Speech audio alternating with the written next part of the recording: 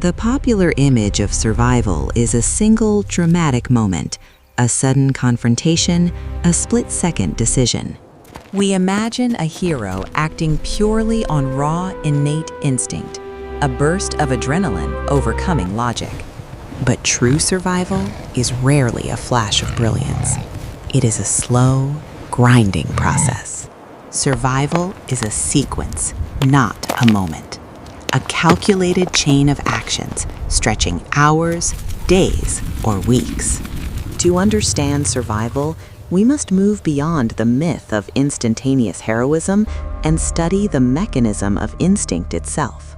Instinct is the biological foundation, a rapid, ancient response system honed by millions of years of evolution. When threat perception occurs, the body initiates the stress response, the fight, flight, or freeze mechanism. This reaction is automatic. It bypasses the rational mind, prioritizing immediate motor function. Adrenaline floods the system, increasing heart rate, dilating pupils, and shunting blood away from the digestive tract. The goal of this primal reaction is simple: immediate self-preservation from the current danger. However, in modern emergencies, raw instinct is often insufficient. It must be disciplined. The challenge is bridging the gap between automatic instinct and effective, prolonged action. The first step in any sequence is stopping the panic response. This is the moment of recognition. When the initial shock subsides, the clock starts ticking on psychological control. Panic is a paralyzing loop. It consumes oxygen and critical cognitive energy. Trained individuals employ a technique known as Stop, Assess, Plan, or SAP. Step 1. Stop.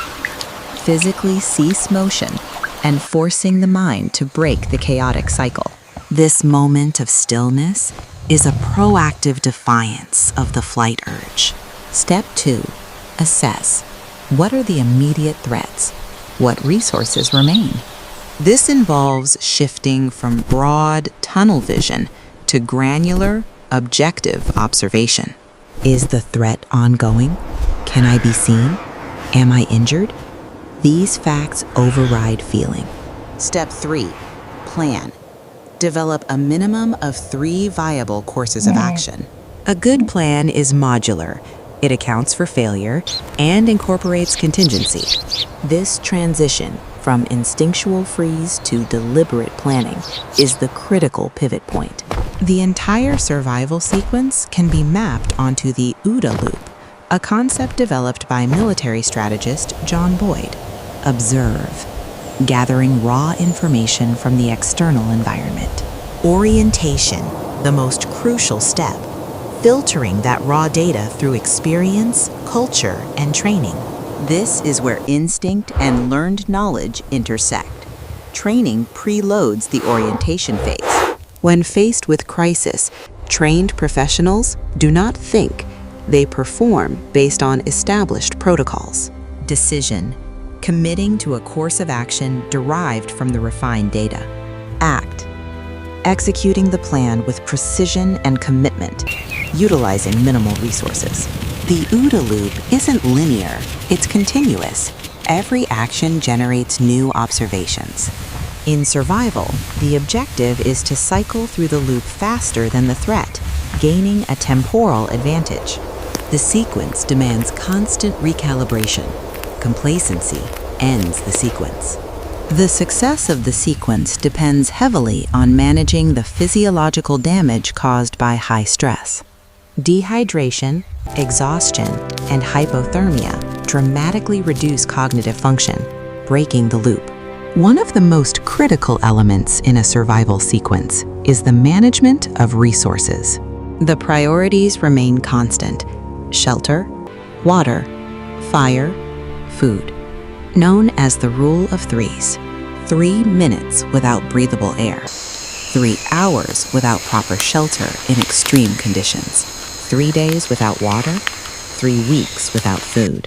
A lapse in the sequence, prioritizing food over water, for instance, leads to immediate failure. Effective survivors prioritize shelter and fire, Heat regulation is the most pressing biological need after air. The fire itself is a multi-step sequence: gathering tinder, preparing fuel, ignition, and maintenance. The cognitive sequence of building a fire is calming. It enforces focus and structured activity. Equally important is navigation, knowing where you are and choosing a direction of travel. Directionality is achieved through sequencing landmarks, pace, and celestial observation. The mistake of the novice is rushing. Speed destroys accuracy and wastes precious calories. The successful sequence is slow, deliberate, and energy efficient. But physical action alone is not enough.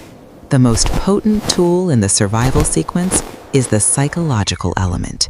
Psychological resilience, the will to live, is what maintains the action sequence when the body fails.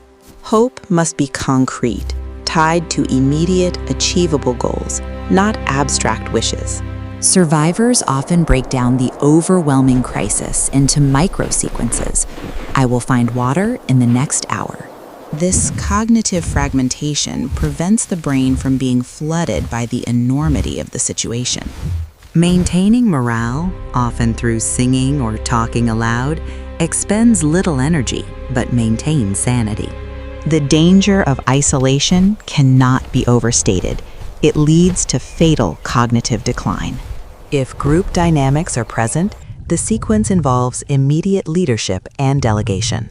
Without structure, groups quickly regress to chaos, each member pursuing their own conflicting instinct. Effective leadership sequences tasks based on competency, not hierarchy. The leader manages hope and despair, ensuring the continuation of the survival loop. Ultimately, psychological preparation is simply the act of practicing the sequence before the crisis begins. Consider the famous case of Aaron Ralston, pinned by a boulder in Blue John Canyon. His initial reaction was shock and pain, pure instinctual distress. But he immediately initiated a survival sequence, assessing the rock, the light, and his limited resources. For 5 days, he maintained a rigid schedule, conserving water, chipping at the rock, filming a final testament. This structured activity delayed mental collapse and preserved his ability to act decisively. His ultimate, horrifying action, amputation, was the final step in a meticulously observed sequence. He chose the sequence of temporary self-mutilation over the sequence of slow, inevitable death. The preparation was not physical. It was the cognitive ability to follow through on a terrifying plan. Contrast this with urban disaster scenarios, where the sequence must adapt to chaos and proximity. In a building collapse, the instinct is to scream or run toward a visible light. The survival sequence requires immediate assessment of structural integrity and secondary risks. Is there gas, water, electrical hazards? The sequence prioritizes avoiding secondary failures. Moving requires slow, intentional steps, scanning for weak points and maintaining contact with solid ground. Signaling for rescue is another critical sequence. 3 bursts of sound or light, repeated at intervals. Conserving voice and energy when trapped becomes a waiting game, a sequence of patience and small efforts.